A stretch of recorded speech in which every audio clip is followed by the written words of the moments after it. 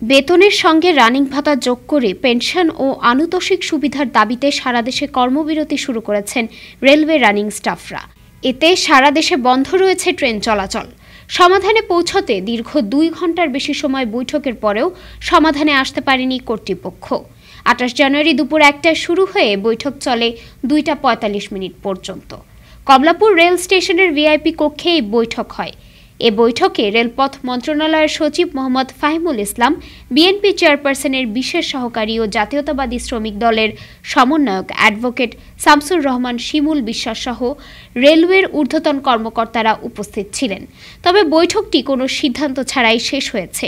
বৈঠকে থাকা একজন স্টাফ সাংবাদিকদের বলেন, আমরা দীর্ঘক্ষণ রেল সচিব মহাপরিচালকের সঙ্গে বৈঠক করেছি, তবে কোনো সিদ্ধান্তে পৌঁছতে পারিনি। বৈঠক চলাকালীনই আমি চলে আসছি। আমাদের কেন্দ্রীয় নেতারা যারা আছেন বিষয়টি নিয়ে তাদের সঙ্গে আলোচনা করব, তবে আমরা আমাদের কর্মবিরতিতে অনড়। ডেস্ক রিপোর্ট, আজ বার্তা, ঢাকা।